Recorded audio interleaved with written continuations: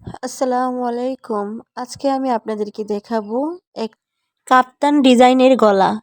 গলার জন্য আমরা 3.5 আর 12 ইঞ্চিতে দাগ টেনে নেব। 3.5 এবং 12 টেনে এই দিক দিয়ে 1/2 ইঞ্চিতে দাগ টেনে নেব। এটাকে মিশিয়ে নেব কোনাকুনি করে। কোনাকুনি করে মিশিয়ে এটাকে কেটে নেব। লম্বায় 3.5, 12 এবং প্রস্থের দিক দিয়ে 3.5 ইঞ্চি নেব। এখন এটাকে কেটে নিলাম। এটা কামিজের জন্য কেটে নিলাম। তারপরে এটাকে জোড়া লাগানোর জন্য নেব 2.5 ইঞ্চি, আর এটা লম্বা নেব 15 ইঞ্চি। দেখতে পাচ্ছেন 2.5 ইঞ্চি নিয়েছি এবং লম্বা নেব 15 ইঞ্চি।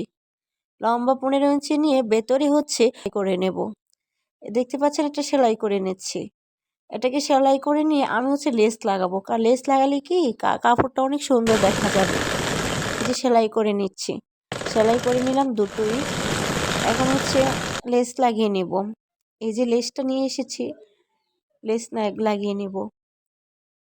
15 ইঞ্চি লম্বা নেবেন, তাহলে দেখবেন খুবই সুন্দরভাবে কোনা উঠেছে এই গলাটিতে।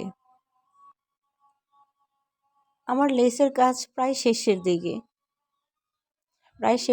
আমার লেসের কাজটি। এই যে দেখতে পাচ্ছেন কতটা সুন্দর দেখা যাচ্ছে।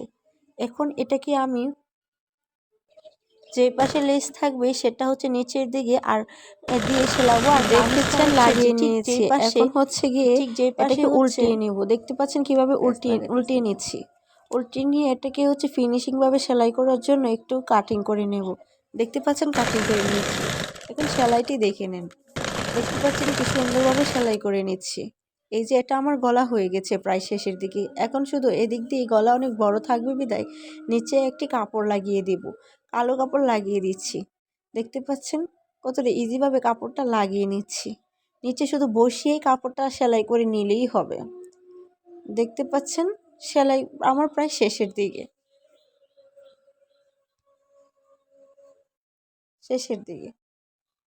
এই যে এটার ফিনিশিং লুকটা আপনারা দেখতে পাচ্ছেন কতটা সুন্দর হয়েছে গলাটা।